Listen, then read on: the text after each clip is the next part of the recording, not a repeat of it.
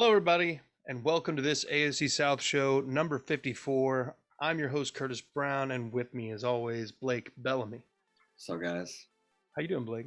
Oh, I'm doing just swell. So ready. It's opening day.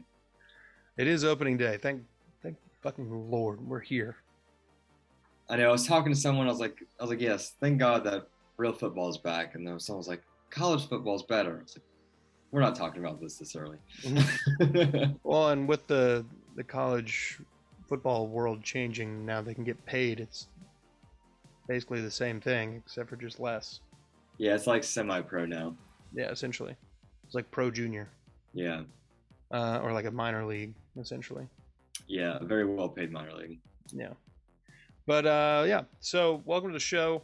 We have a 100 subs goal to achieve by the end of September. We're at 51. We had 53. We went down. I don't know what the hell happened. All right. But the goal is 100 by the end of September. One lucky new subscriber who comments something they took away from this video or whatever video they watch when they subscribe. If you comment a takeaway, then you will be entered in a chance to win one free item from the merch store for the podcast channel as a whole. So go ahead and check it out, cpnshop.squarespace.com, and go ahead and subscribe, hit that like button. Reggie and Sadie, shut the hell up. Hi. And yeah, so let's dive into it. The Fantasy League is back. This AFC South Show League is back for year 2. Of course, it wouldn't even be like worth doing again if one of us didn't win. And we ended up playing each other in the semifinals. Blake ends up winning the whole piece. Yes, sir. And you have any do you feel a repeat coming on, or how are you feeling? Yeah, I mean, last year I was in 2 leagues, went 2-0, won both of them. This year I'm in 4 leagues. I expect to go 4-0, honestly. I like the attitude. That's very Mike Vrabel of you. I've never finished below second in my life. I feel like odds are I've never been in 4, so I feel like that streak might end this year. It's hard to go to the championship in 4 fantasy leagues, but I feel it. I have a very good draft strategy, and it almost always works for me. So yeah, no, you drafted really, really well. Yeah. I don't believe in running backs. I don't care about running backs, which is a hot take. Everyone, that's their favorite position. I'd rather have the best at like 3 or 4 positions than have a good running back. Because if your running back just, tears an ACL week 3, I mean, that's your season. And you relied on, Christian. If you draft Christian McCaffrey, not good, man. Especially first overall. I saw that happen. That's insane. Yeah. And it's happened twice now for McCaffrey takers. Yeah. So, I mean, 3 times the charm, third time's the charm. Christian McCaffrey is out of my draft strategy, period. Yeah, he's undrafted. Yeah, no, don't draft. No.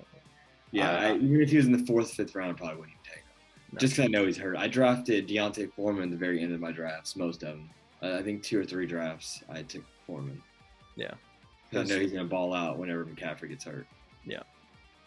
I have a pretty solid team in this AFC South show fantasy league. I got Herbert, Najee Harris, Javonte Williams, Mike Evans, Renfro, Darren Waller, Adam Thielen, the Ravens defense, and the Bills kicker Bass. And I'm super hype on that. And I also scooped up Nyheim Hines because I know that when Jonathan Taylor needs a breather, Matt Ryan still loves throwing to the running back. Yep. And he's done really well in that 3rd down role already. So safe ass pick right there. Yeah, you had a pretty good draft. The other league that we're in together too, the Doozy Dave one, fire. Yeah, you had a really good draft in that one. Yeah, that was definitely the best draft I've done out of the 3. Mm-hmm. But what's your team looking like right now? So I had the 5th pick overall, and I got my boy Cooper Kupp. So I got to rock the Rams. We're playing the Rams today, but don't get it twisted. Still Titans fan. Shout out Curtis for the hat. And so I took Cooper Kupp. He dropped to 5th overall. I was like, okay, I'll take it. So I took Cooper Kupp, and then I got My second round pick, I got Mahomes. So my quarterback is Mahomes. I got Breece Hall, Antonio Gibson, Cooper Kupp, Amon-Ra St. Brown, Mark Andrews, George Kittle. I have the Commanders defense as of now. Dan Carlson, my kicker. And then on my bench, I got Elijah Moore, Rashad Penny, Packers defense. Kenneth Walker, he's hurt right now, but I think whenever he gets healthy, he's going to be really good. So I got both Seattle running backs. I'm just going to take the hot hand. And then I got Justin Fields. I want to back a quarterback that can run, and I know he'd be better than would ever be on free agency. Yeah. And I got Wendell Robinson. I think he's going to be really strong for the Giants. Wendell. Yeah, I liked him a lot coming out of the draft. So I was like, okay, he's one of those guys I want the Titans to take because he's so quick and shifty, and I think he has yards after catch potential. And then another rookie I really liked was Jalen Tolbert from Southern Alabama. He's plays for Dallas now, so yeah, I think he could. I don't expect. I drafted 3 rookies, which is very 4 rookies, which is shocking. I don't really mess with rookies, but I think these are some low risk, high rewards in late rounds. Yeah, one of them might pop off, and that would be a win for me. No, I definitely feel you on that. The late round sleepers, God, it's such like it's like a chef's kiss moment when you draft somebody in like round 10 that ends up just annihilating everyone for you. Yep. It's amazing. It's a great feeling. I've also never had the pleasure of being in a league where somebody actually waited until like the later rounds to draft QBs. Yeah, I think it was like an old head thing. Doozy Dave did that. He's got Matt Ryan. That's his quarterback he's rolling with. I was like, well, I think he did that by design. Yeah. He thinks Matt Ryan's going to be an MVP. Yeah, that's not going to happen. No. He threw for 20 touchdowns and 12 interceptions last year. Definitely no way he's going to an MVP after that. Hey! Real quick, would you start, speaking of fantasy though, Rashad Penny or Elijah Moore as flex? Because George Kittle's going to be probably out. Yeah. Penny's playing the Broncos, right? Yeah, Monday Night Football. That might probably be your best bet. I have the Broncos absolutely annihilating the Seahawks. Mm-hmm. So he won't be ground game as much. Those probably dump it off. It's just Geno Smith. It's not like he's got an arm. He's probably just going to dump it off to the running back a lot. That's what I'm assuming. And it's going to be him and DJ Dallas that are going to be getting, since Walker's going to be hurt. Mm-hmm. Let's move on. Before we move on, congratulations on last year. This year, I'm not losing in the semifinals, Blake. You think you won't even make the playoffs? Bro, wow, petty. I'm gonna be a 1 seed just for that. Let's get into our week 1 predictions. I ended up choosing some of these just off of a hunch. So tonight, the Bills and the Rams play. I'm going the Bills. I've got the Saints beating the Falcons. That just seems like a shoo-in because the Falcons are going to have no offense. You don't think Mariota's their savior? Negative. 49ers over the Bears. Bengals over the Steelers. Eagles over the Lions. Dolphins over the Patriots. Ravens over the Jets. Commanders over the Jags. Panthers over the Browns. Texans over the Colts. Titans over the Giants. Packers over the Vikings. Reggie. Chiefs over the Cardinals. Chargers over the Raiders. The Bucks over the Cowboys, and the Broncos over the Seahawks on Monday night. A lot of those, they've like when I see the Seahawks, I still feel like Russell Wilson is in that building. And then now knowing that he's playing on the other team on Monday night in Seattle, showing up in a different uniform. He's it's going to be like a home game for him. It's going to be weird for him being in the visitor's locker. I don't know that it's going to be a home game. They're probably going to boo him. Oh, do you think they'd boo him? Probably. How do fans feel about Russell? I mean, they love him. Like, mean, I don't know. Surely they're not like that bitter. I mean, what if Derrick Henry was just like, I'm out? Yeah, but I think there's a lot more. There was some management issues, and Pete Carroll's only got a couple years. I mean, it's old. Like, He is old. He's in his 70s. A lot older than he looks. Reggie, come here.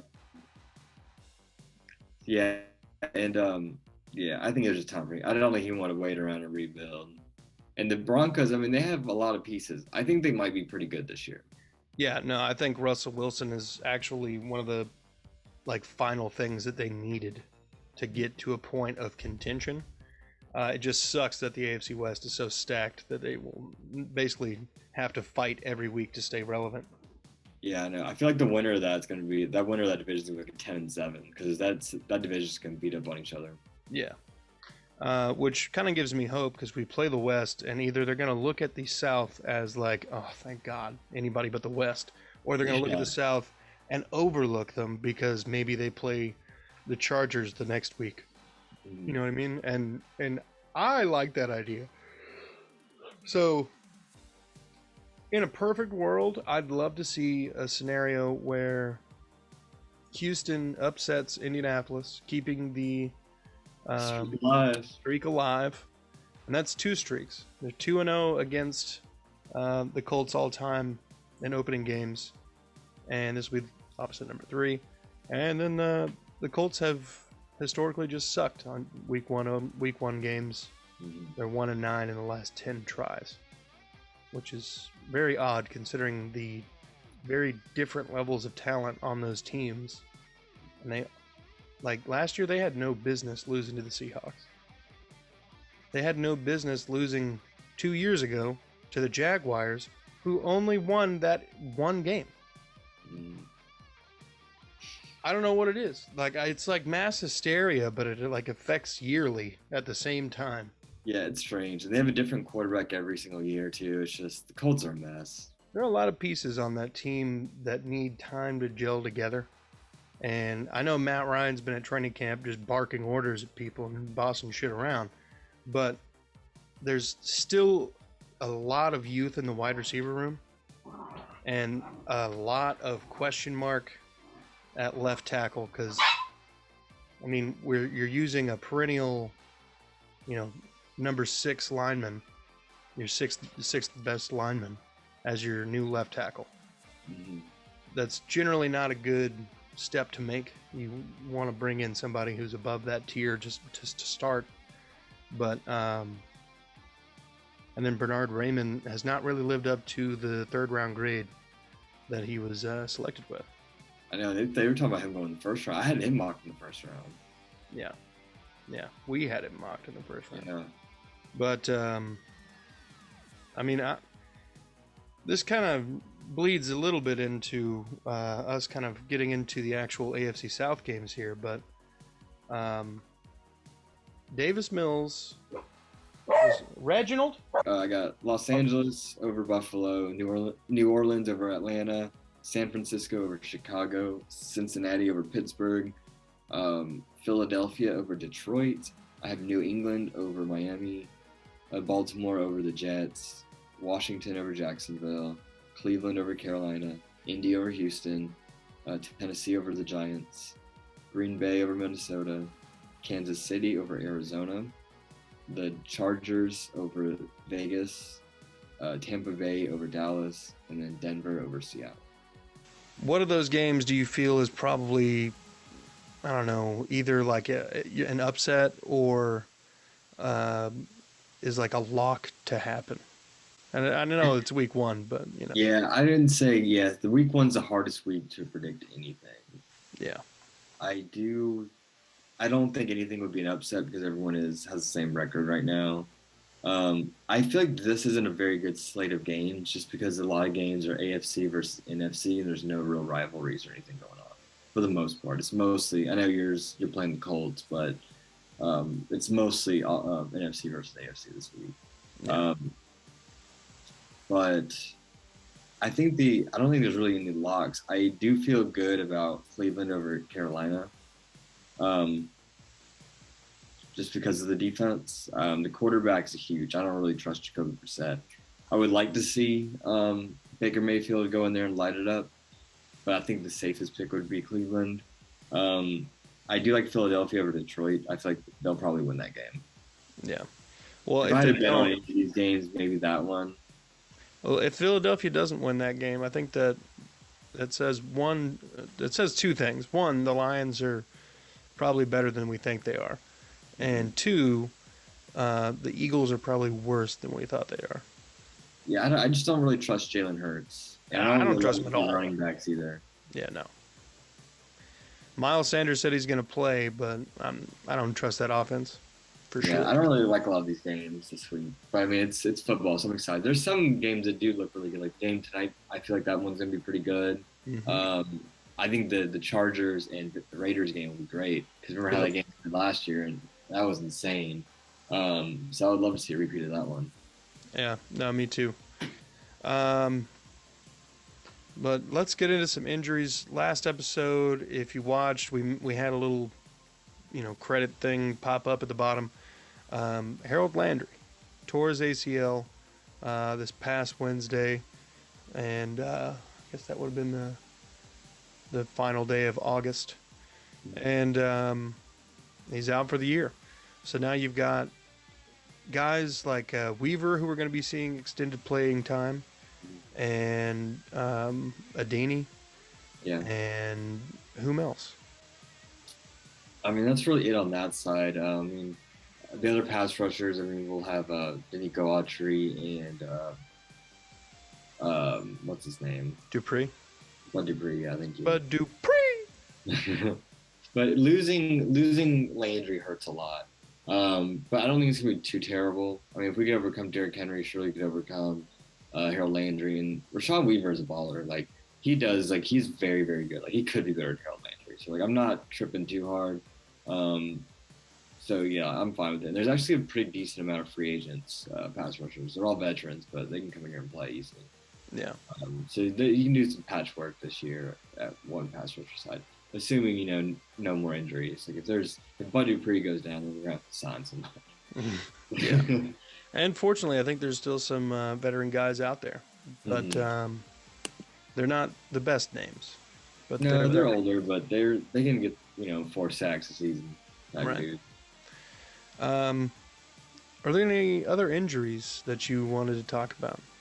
Elijah Molden, he hasn't played all. I think they might should just put him on injured reserve. The Titans organization, Mike Vrabel, they're real like hush hush when it comes to injuries. Really, about anything with the players, really. So they don't say anything. But I just know he hasn't been practicing. No, that's not a good sign. He hasn't gone on IR. It didn't start the season. That's a good sign. But he still isn't playing, and he's not practicing. So I think he's done, or not done. But I don't think he's going to play this week. Same with Lonnie Johnson. They just brought him in. He's not groin injury. Not practicing, yeah. Chance Campbell, the rookie, he's hurt. Jamarco Jones, backup swing guard, is hurt. And then Ola Adeni just got added to the injury report today with a neck injury. He was limited. So interesting. Yeah, there's some injuries. So Ola, that one was shocking. I think hopefully that's just like gave him a little bit of a rest day. Maybe it was just something sore. And they're like, all right, just don't play that. You're a veteran. You're good. Right. Maybe. Hopefully it is. We don't want anybody else to be getting season-ending injuries. Period. But especially not this early in the season. At least on the bright side, Harold Landry will have all the time in the world to get back to 100% for next season. Mm-hmm. And we wish him a speedy and happy, healthy recovery. But at least the money will make him feel better. He got paid over the off season. That's true. He did get paid. And luckily he did get hurt this early in the season, so he'll be fine. He'll have 12 months, a full year for him to recover. Yeah. He should be fine. Oh yeah. I mean, the way it is, he'll probably be ready to practice in January, February. He'll be really ready to hit some people in training camp next season. Mm-hmm.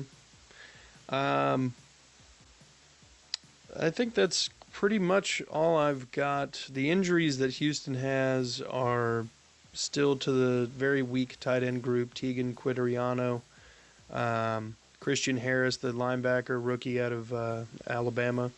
He'll be on short-term IR. And that's really about all that I have. I know that James Robinson has been nursing coming back from an Achilles injury that occurred late last season, but they're saying he's ready to roll week 1. So Yeah. um, Hopefully he stubs his toe and it'll just be ETN balling out. yeah. So Davis Mills is quoted in saying that this game is a revenge game. Let's just remind everybody here. The 2 games that the Texans played against the Colts last season. Ugly. 62-3 point differential. That's terrible. Yeah, that's about as bad as you can get. Now, the first time they played at halftime, the score was 10-3. So, I mean, a pretty solid first half of football. If I'm not mistaken. Unanswered points since. Right. Well, they held Jonathan Taylor that first half to like 28 yards rushing. Like, had a really solid day against him. Second half, he just ran all over him. But at one point, there was hope. And I think that this team is better than last year's team. At least in like the offensive line, it's different players, younger players, better talented players. Laramie Tunsil's actually going to be in the game instead of just sitting out doing nothing.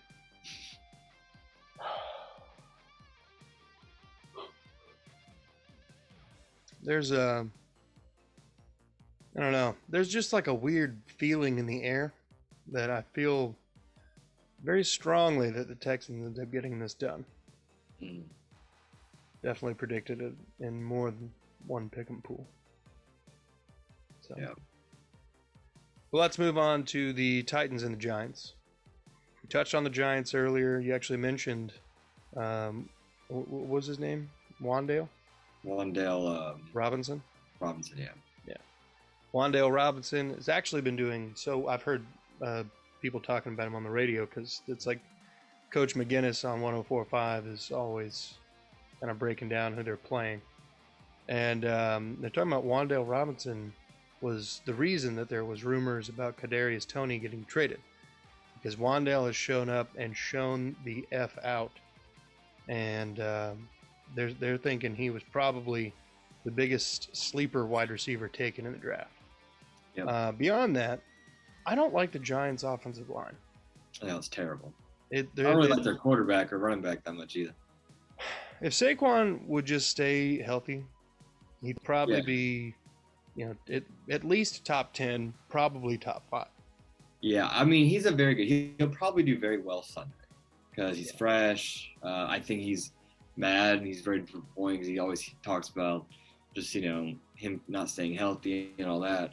So that might get him going. But yeah, I do expect him to play well. But I think he'll probably play 8 games this year. Yeah, like 8, 9 games. He's always in and out. Yeah, you're right. He is in and out of the lineup a lot. You should trust him. Like fantasy for me, he's undraftable.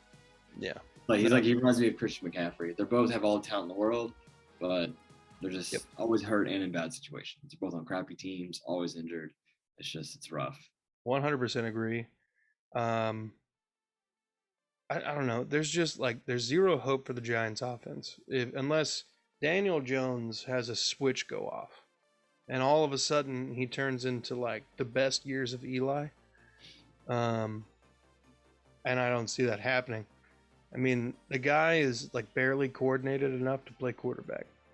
Yeah. You remember that long run he had where he ended up just tripping in the open field? That's what I'm talking about.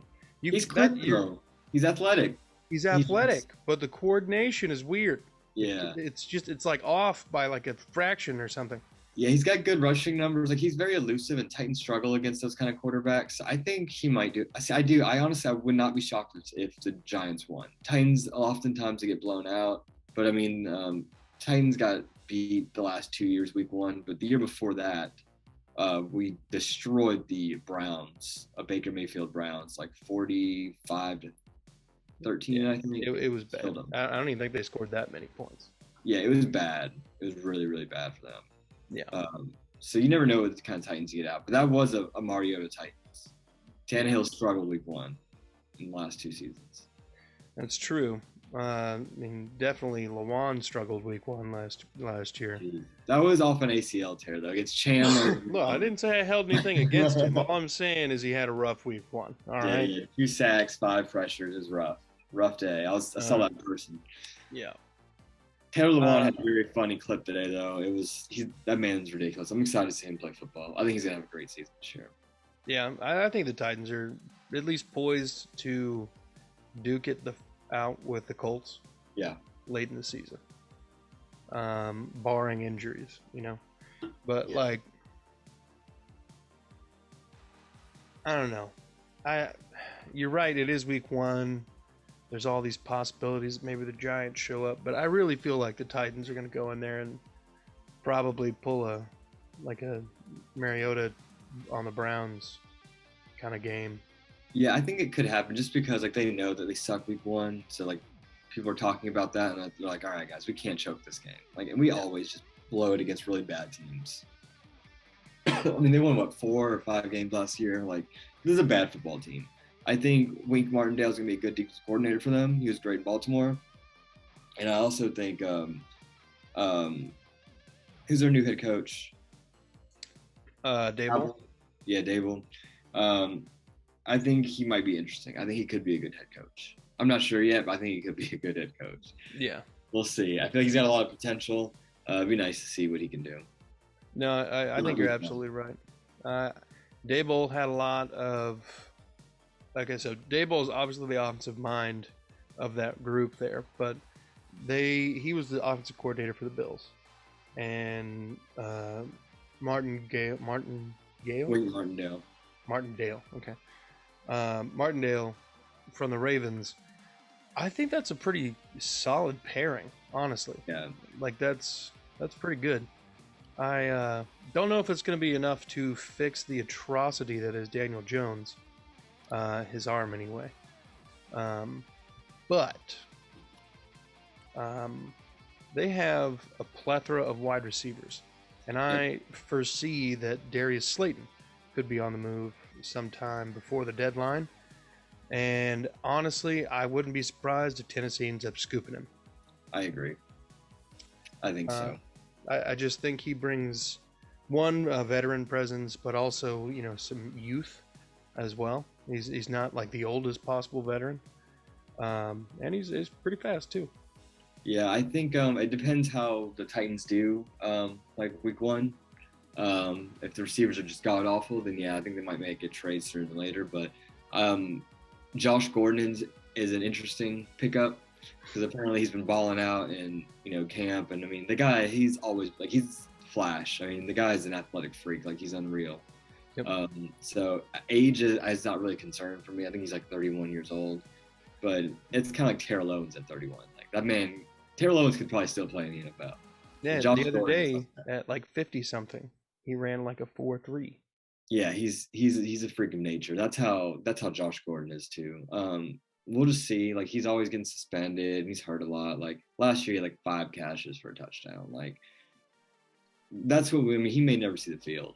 We brought Golden Tate in last year, and he didn't see the field. He was just on the practice squad the whole time. So, yeah, that could be Josh Gordon. We'll see if he gets elevated week 1. Apparently, it's just depending on how well he knows the playbook. But he's a veteran. He should be able to figure it out, and he's a smart dude. As long as he just, lays off all the extracurriculars. I think he could be a really good addition to Tennessee, or he could be nothing. It's a low stakes, high reward. So, we'll see. I'm excited for Kyle Phillips. That's who I really want to see. And I am curious to see Chig Okonkwo and lest we not forget about Austin Hooper. Oh, but lest we not forget about Chestnut. Yeah, he's probably going to be inactive. I don't see them bringing 4 running backs in. Nah, bro, he's starting over Derek. Yeah, definitely no one's starting over Derek. $2 million raise. He's ready to stay. We're going to at least this year and next year, but he'll be about 30 years old at the end of his contract. So we'll see how he is. He's also kind of ageless. He could be an Adrian Peterson kind of guy. It could be. We'll see. And then that brings us to another AFC South versus NFC East matchup.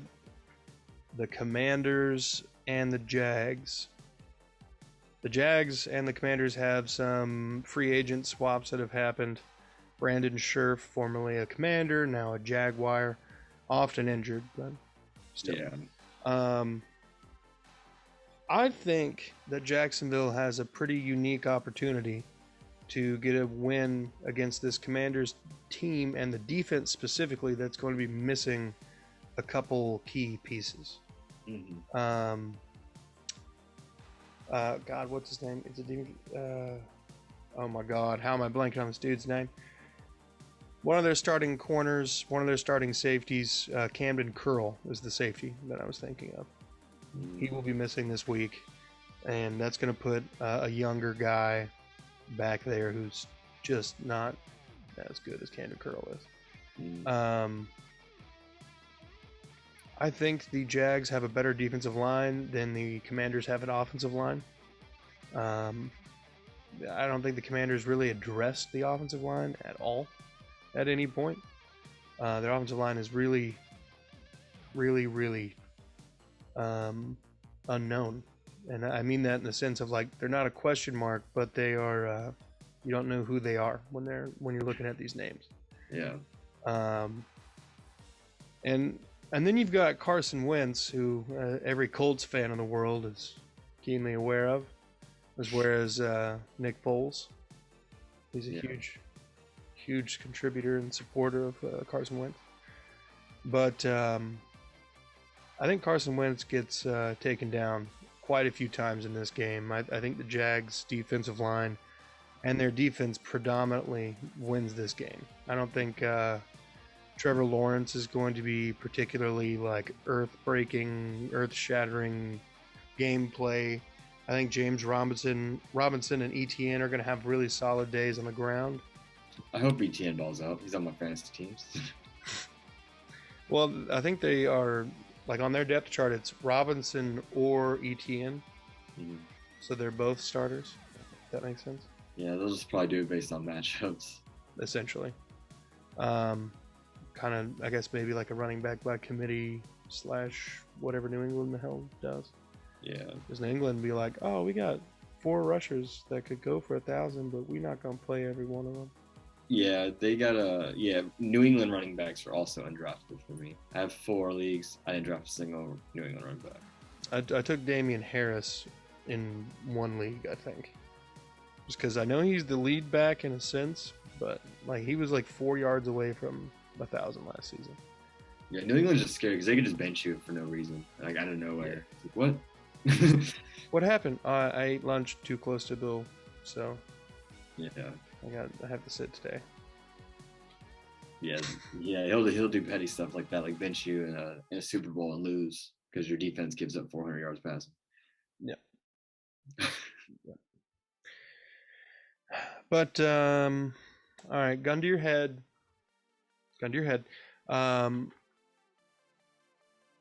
Who in the AFC South in week 1 will win by the most?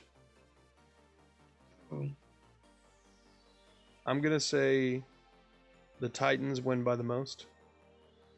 Yeah, I'll say the Titans have to win by the most because there's an AFC South team going against each other, so one of them, obviously, it would count out. But I think that's going to be a close game. I don't know, maybe. Actually, the Colts might be a safe bet because they blow you guys out twice. Yeah, they might be a safe. I don't think the Jags are going to win. So I think it has to be the Titans or the Colts. I'm going to say the Titans. All right. You just saying that to save my feelings? No, I don't know. I do think the Giants could win. See, I don't know. I feel like both. I hate week 1 because my picks are so bad week 1 because no one knows what you're going to get. We have nothing to go off of because they're all 32 new teams. So it's always hard. Yeah. Any closing remarks, Blake? No, I'm just ready for week 1, man. Thank God. Go Titans. Me too. It's fucking here, brother. So, reminder, 100 sub goal is what we're aiming for. We're at 51. We need 49 more. One of those lucky new 49 subscribers, if you comment something you took away from this, even if it was, that Blake clearly loves, floral print lampshades. That's Brooke's lamp. Don't worry. Well, Even if that's all you took away from it, that's something. Comment it down in the comment field, like and subscribe, and visit the CPN shop on cpn.squarespace.com. Figure out what you want. Tell us what you want. Tell us what you like. Tell us what you don't like. But, above all else, be good people. And thanks for watching.